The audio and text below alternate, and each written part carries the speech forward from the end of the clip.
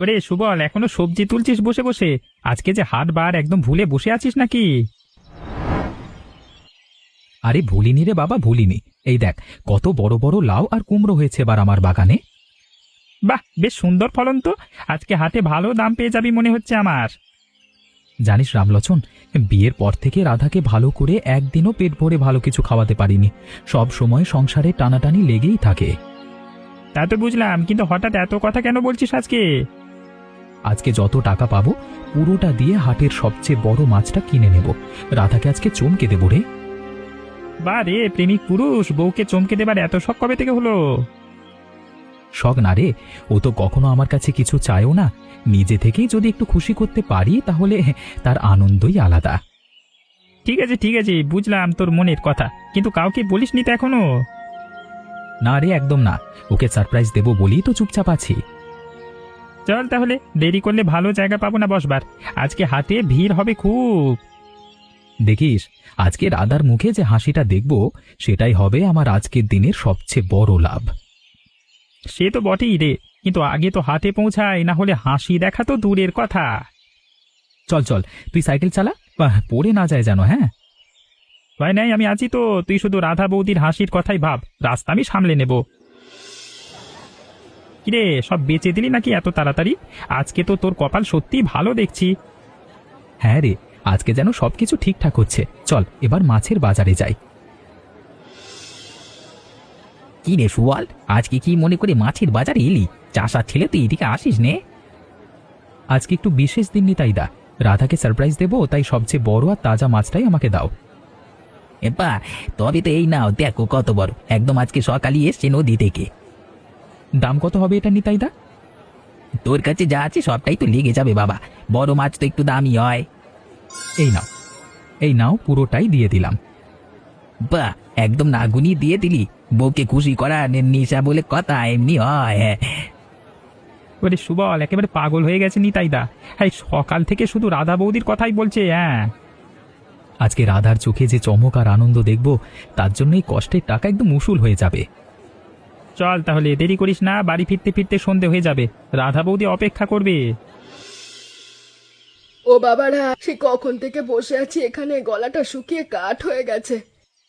কি হয়েছে দিদা, এভাবে একা রোদের মধ্যে বসে আছো কেন? বাছারে, সেই ভোর থেকে হাঁটছি পাশের গ্রাম থেকে, একটুও খাবার জোটেনি, শরীরটা আর চলছে না গো। সে কি দিদা, বাড়িতে কেউ নেই তোমার দেখাশোনা করবার মতো? কেউ নেই বাবা, একা মানুষ, এই বয়সে ভিক্ষে করেই দিন চালাই। সুবল, দেখ তো আমার কাছে কিছু আছে কিনা খাবারের মতো। না রে, আমার কাছেও শুকনো খাবার কিছু নেই আজকে। রাধাকে যে কি দেবো তবে, কিন্তু দিদাকে তো এভাবে খালি পেটে ফেলে দিতে পারি না, এটা তো ঠিক হবে না। সুবল, তোর মুখ দেখেই বুঝতে পারছি কি ভাবছিস, কিন্তু মানুষটার আগে খাওয়া দরকার, সেটাই সত্যি। তুই ঠিক বলেছিস রে, মাছ তো আবার পাওয়া যাবে, কিন্তু এই মুহূর্তে দিদার এটাই করা দরকার। ঠিক এটাই তো আসল মনুষ্যত্ব রে সুবল। রাধা বৌদিও নিশ্চয়ই বুঝবে, চিন্তা করিস না। আশা করি বুঝবে রে, না হলে তো বড় মুশকিলে পড়বো আমি। দিদা, এটা তুমি রাখো, বাড়ি গিয়ে ভালো করে রেঁধে খেয়ে নিও, শরীরে বল ফিরে পাবে। বাবারে, তুই তো নিজের জন্যই মনে হয় নিয়ে যাচ্ছিলি এটা, তবু আমায় দিলি। তোমার মুখের হাসিটাই আমার আসল লাভ দিদা, তুমি এখন ভালো করে বাড়ি চলে যাও। তোর মঙ্গল করুন বাবা, তুই যেখানে থাকবি সুখে থাকবি, এই বুড়ির আশীর্বাদ সব সময় তোর সাথে থাকবে। দিদা সাবধানে যেও কিন্তু। হ্যাঁ, রাস্তাটা একটু নির্জন এদিকটায়। চিন্তা করো না বাবা, রোজ এই পথে যাতায়াত করি। তোমরা ভালো থেকো, দুজনে সুখে থেকো। এবার বাড়ি ফিরে কি বলবো বলতো রামলোচন, রাধাকে তো কথা দিয়েছিলাম আজকে চমকে দেব।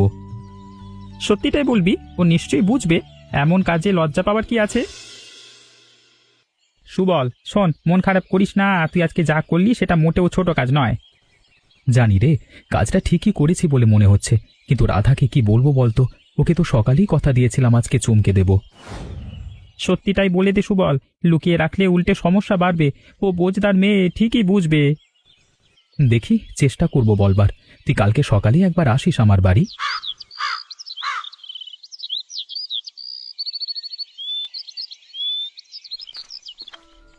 খালি হাতে ফিরলো কেন সুবল?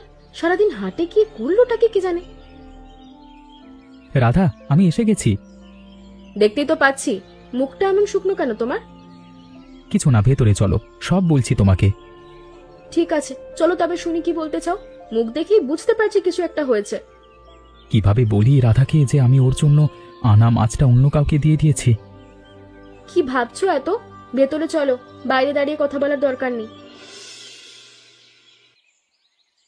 সকালে না বললে আজ হাট থেকে ভালো কিছু আনবে, তো ভালো জিনিস কই দেখতে পাচ্ছি না তো। রাধা, আসলে একটা ঘটনা ঘটে গেল পথে ফেরবার সময়। কি ঘটনা?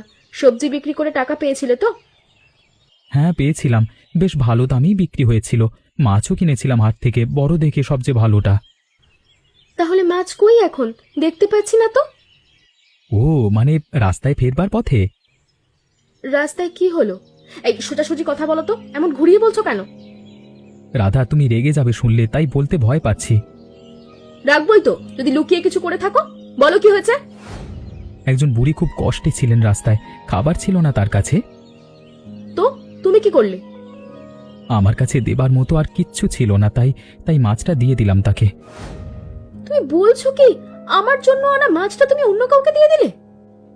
রাধা, বিশ্বাস করো, আমি ইচ্ছে করে কিছু করিনি। মানুষটাকে দেখে আমার মন গলে গিয়েছিল। তোমার মন সবার জন্য গলে যায়, শুধু আমার জন্যই কিছু থাকে না তোমার কাছে। এভাবে বলো না রাধা, তুমি জানো আমি তোমাকে কতটা ভালোবাসি। ভালোবাসলে এভাবে বারবার আমাকে ঠকাতে না। বিয়ের পর থেকে দেখছি রোজগারের টাকা কোথায় কোথায় যেন উড়ে যায়, আজও ব্যতিক্রম হলো না। এবার কিন্তু সত্যি আলাদা রাধা, আমি কারো সাথে আড্ডা দিয়ে টাকা নষ্ট করিনি। বিশ্বাস করো আমাকে একবার। বিশ্বাস তো আগেও করেছিলাম সুবল, বারবার একই কথা শুনতে না আমার ভালো লাগছে না। বিশ্বাস করো, আমি ইচ্ছে করে কিচ্ছু করিনি। এই মুহূর্তে ওটাই ঠিক বলে মনে হয়েছিল আমার কাছে। থাক থাক, তোমায় আর কৈফিয়ত দিতে হবে না। আমি বুঝে গেছি তোমার কাছে থেকে আমার কোনো লাভ নেই। রাধা, এভাবে বলো না, আমাকে একটা সুযোগ দাও। আমি আজই মায়ের বাড়ি চললুম। যেদিন তুমি প্রমাণ দিতে পারবে তুমি আমার কথা ভাবো, সেদিন আমি ফিরবো। রাধা, দয়া করো, একটু ভেবে দেখো একবার। আমি অনেক ভেবেছি, আর নয়। অন্তত মাকে গিয়ে বলো তুমি কেন যাচ্ছ। এভাবে হুট করে চলে যেও না। মাকে আমি নিজেই বুঝিয়ে বলবো, তোমাকে অত ভাবতে হবে না। আমার কি দোষ ছিল বলো তো রাধা? শুধু একজন মানুষকে সাহায্য করেছি বলে এত বড় শাস্তি? দোষ তোমার নয়, দোষ আমার, যে আমি ভেবেছিলাম তুমি আমাকে সবার আগে রাখো। আজ বুঝলাম আমি ভুল ছিলাম। তুমি আবার সবার আগে আছো রাধা, সব সময় থাকবে, এটা তুমি ভুল বুঝছো। আমি আর কিচ্ছু শুনতে চাই না সুবল, আমি যাচ্ছি। রাধা, রাধা, আমি তো তোমার জন্যই সব করি, তুমি কেন বুঝছো না? কিরে, মুখটা এমন শুকনো কেন? কালকে রাতেও তো ঠিকঠাক ছিলিস, কি হয়েছে বলতো? রাধা রাগ করে চলে গেছে বাপের বাড়ি রামলোচন। ভাবলাম আমি ইচ্ছে করে ওকে কিছু না দিয়ে অন্য কোথাও সব দিয়ে দিয়েছি। সে কি, ওকে আসল কথাটা খুলে বলিস না একদম? বলেছিলাম, কিন্তু ও রেগে গিয়ে কিচ্ছু শুনতে চাইলো না। মনে হলো ও হয়তো বুঝবেই না আমার মনের কথা। শোন, মন খারাপ করে ঘরে বসে থাকলে তো চলবে না। এভাবে হাত গুটিয়ে বসে থাকলে সমস্যার সমাধান হবে না। তাহলে কি করব বলতো? আমি তো কিছুই বুঝতে পারছি না এখন। এক কাজ কর, শহরে চল আমার সাথে। দুদিন কঠোর পরিশ্রম করে বেশ কিছু টাকা রোজগার করি, তারপর আরও একটা মাছ কিনে শ্বশুর বাড়ি নিয়ে রাধাকে নিয়ে আসবি। ভাবছিস কাজ হবে এতে? ওকে এত সহজে মেনে নেবে? নিশ্চয়ই হবে। তুই তো এমনিতেই পরিশ্রমী মানুষ, শহরে কাজের কোনো অভাব নেই, শুধু মনের জোর রাখতে হবে। আমি সত্যিই কি পারবো রাধাকে ফিরিয়ে আনতে, নাকি ও রেগে আমাকে চিরকালের মতো ছেড়ে দেবে? কিরে, চুপ হয়ে গেলি যে, কি ভাবছিস এত? কিছু না রে, শুধু ভাবছি সময় মতো ফিরতে পারবো তো? আর রাধা যদি তখনও রাগ না ভাঙে? পারবি পারবি, আমি আছি তো সাথে, চিন্তা করিস না এত। ভালোবাসা থাকলে সব ঠিক হয়ে যায় একদিন। তোর কথা শুনে একটু ভরসা পাচ্ছি রে, চল দেখি কি হয়। আমরা দুজনে মিলে যা পারি করবো, বাকিটা উপরওয়ালার হাতে ছেড়ে দে, দেখবি সব ঠিক হয়ে যাবে। হ্যাঁ রে, আমার আর কোনো ভরসা নেই তোর আর উপরওয়ালার উপর ছাড়া। এই তো লক্ষ্মী ছেলের মতো কথা।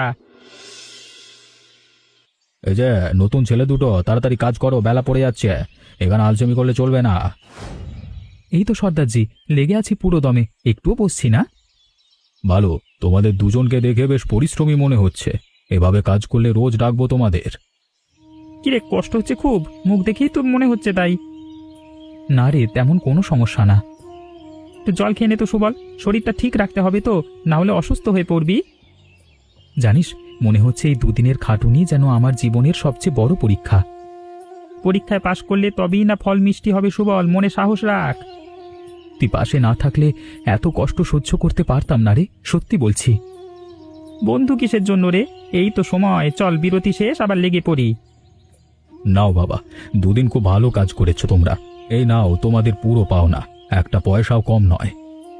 রামলোচন, দেখ তো, এতে বড় মাছ হয়ে যাবে ভালো একটা। হ্যাঁ, আরে হবে হবে, চিন্তা করিস না, এই টাকায় আরো বড় মাছ হয়ে যাবে। চল এবার আরোতে চল, দেরি না করে। কে চাই বাবারা? আজকে সব যে টাটকা মাছ আছে আমার কাছে, দেখে যাও। ওই যে বড়টা ওখানে, ওটার দাম কত পড়বে? এটা এটা তো এখানকার সবচেয়ে বড় রুই মাছ, দাম একটু বেশি পড়বে বাবা। আমার কাছেই টাটকা আছে, মানে এটা হবে, মানে এই টাকাটায় হবে হবে। দেখি, এতেই মিলে যাচ্ছে দেখছি। তোমার কপাল আজকে বেশ ভালো। দেখলি সুবল, তোর মনের জোরই তোকে মাছ এনে দিল আজকে। এবার শুধু রাধার মুখের হাসিটার একবার অপেক্ষা, আর কিচ্ছু চাই না আমার।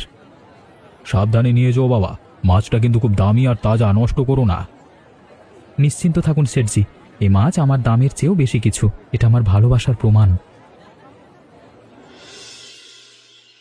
ও সুবল, রাধা তোকে ছেড়ে বাপের বাড়ি চলে গেছে, এত বড় মাছ কোথায় নিয়ে যাচ্ছিস? কাকি, এই মাছ আমি রাধার জন্য কিনেছি, আর ওর কাছেই নিয়ে যাচ্ছি। ওরে বাবারে, তাই বলে এত বড় মাছ? এত বড় মাছ তো এখন সচরাচর দেখাই যায় না। সুবল দুদিন খেটে এই মাছ কিনেছে শুধু বৌদির জন্য। তাহলে যাও বাবা, আর দেরি করো না, তোমাদের দুজনকে মিল করিয়ে দিন।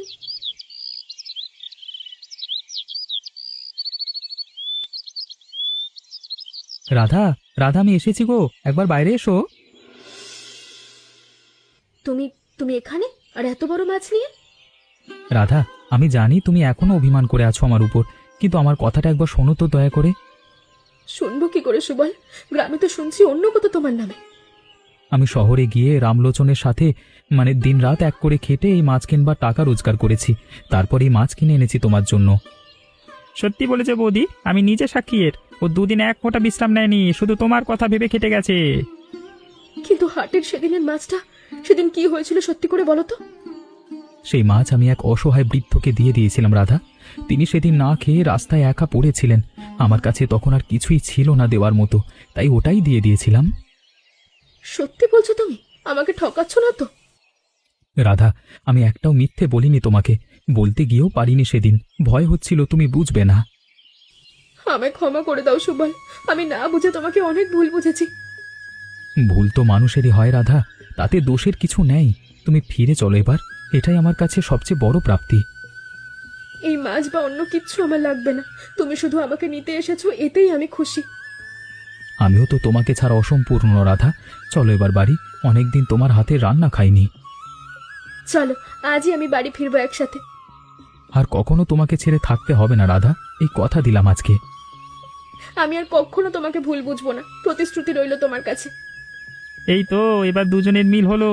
আমি তো ভাবছিলাম মাছটা বয়ে বয়ে আবার শহরেই ফিরে নিয়ে যেতে হবে। না না রামলোচনদা, তোমারও কষ্ট বৃথা যাবে না, চলো ভেতরে চলো সবাই।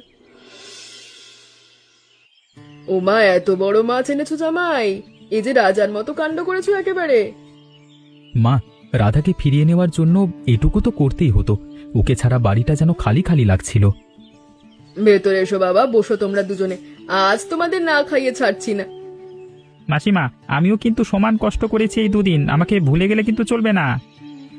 তোমাকে ভুলি কি করে বাবা?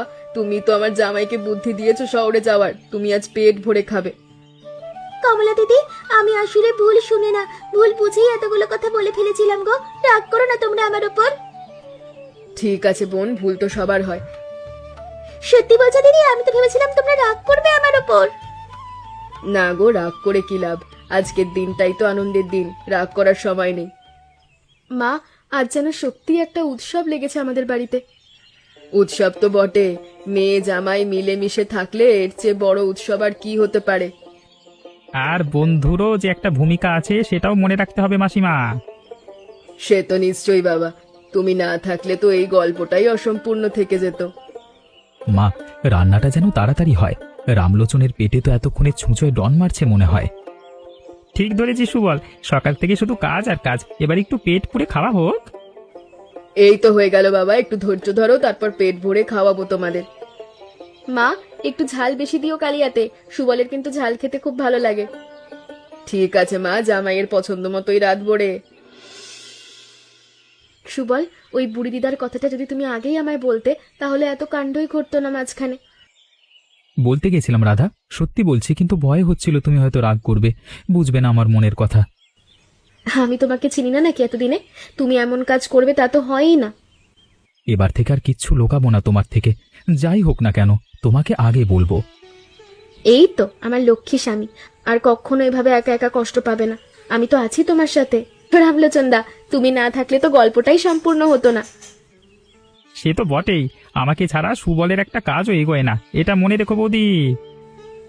ঠিক বলেছিস বন্ধু, তোর জন্যই আজকে আমি রাধাকে ফিরে পেলাম। চল বাড়ি ফিরি, এবার তিনজনে মিলে চলে যাই। চলো, আজ রাতে সবাই মিলে নতুন করে শুরু করব সংসারটা। আর ওই বুড়ি দিদার আশীর্বাদও তো আমাদের সাথেই আছে রাধা। দেখো, একদিন না একদিন আমাদের সংসার আরো সুখের হবে। সেই আশীর্বাদই তো আমাদের এত বড় সুখ ফিরিয়ে দিল সুবল।